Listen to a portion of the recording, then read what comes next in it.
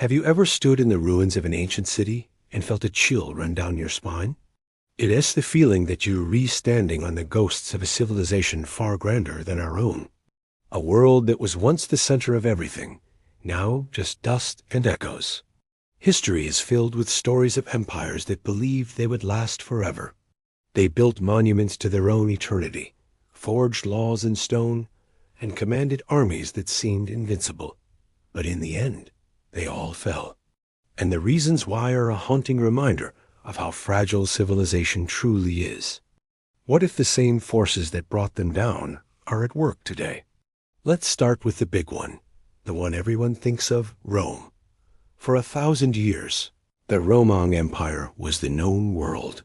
From the misty shores of Britain to the scorching sands of Mesopotamia, its legions marched, its aqueducts flowed, and its laws were absolute.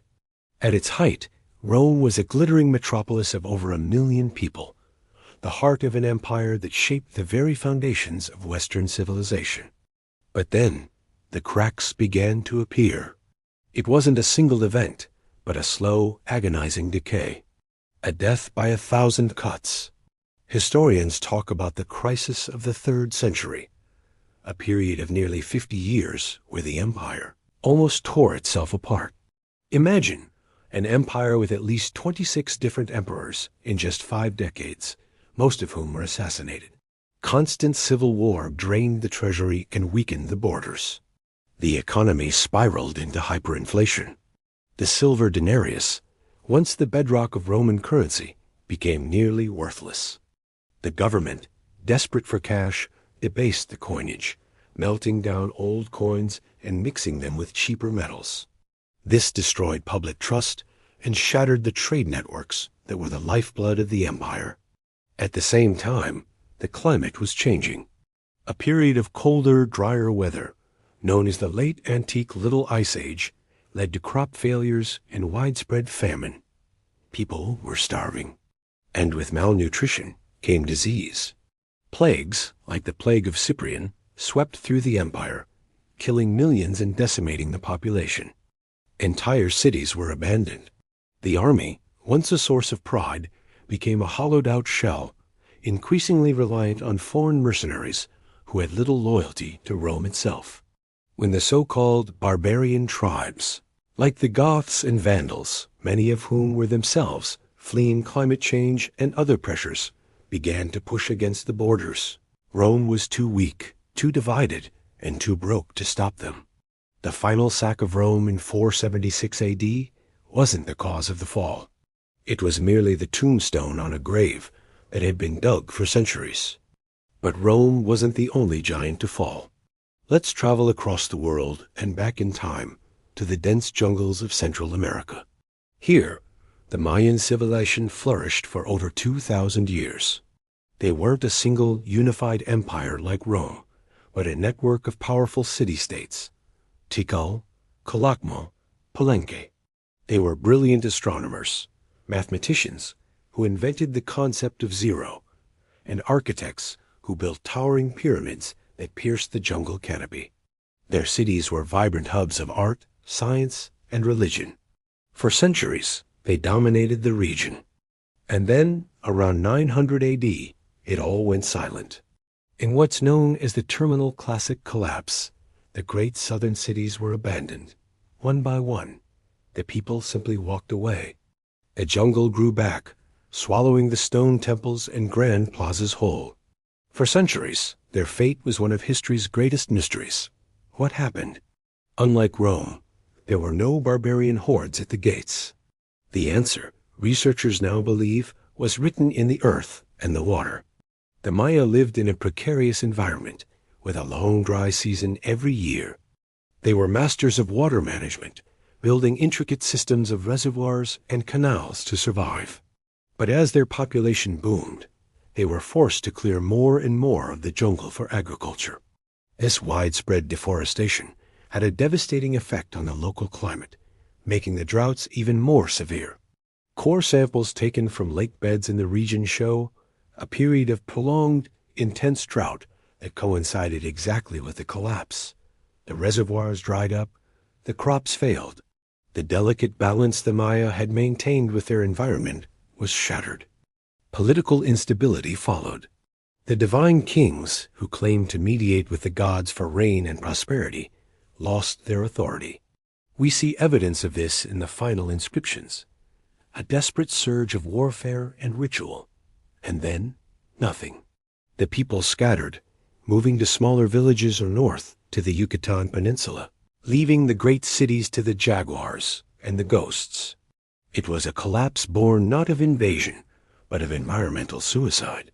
But perhaps the most mysterious and catastrophic collapse of all happened even earlier. Around 1200 BC, the entire civilized world of the eastern Mediterranean seemed to simply vanish. This was the Late Bronze Age, a glorious, interconnected world. The powerful Egyptian New Kingdom, the mighty Hittite Empire in Turkey, the Mycenaean Greeks who inspired the Tales of Homer, the bustling trade cities of the Levant. They were all part of a globalized system, linked by trade diplomacy and shared culture.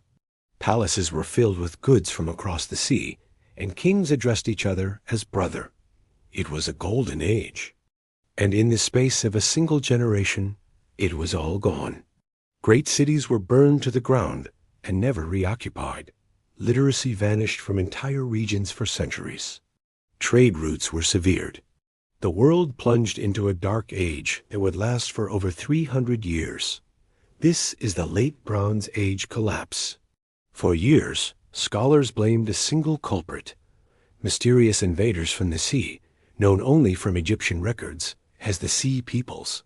These marauding bands, they said, swept across the Mediterranean, leaving a trail of destruction in their wake. But the story is much more complex. The collapse wasn't a single event, but a perfect storm of calamities.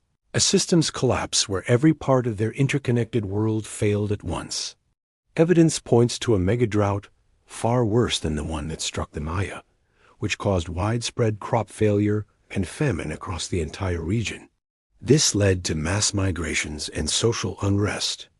At the same time, a series of massive earthquakes, what some archaeologists call an earthquake storm, leveled many of the major cities.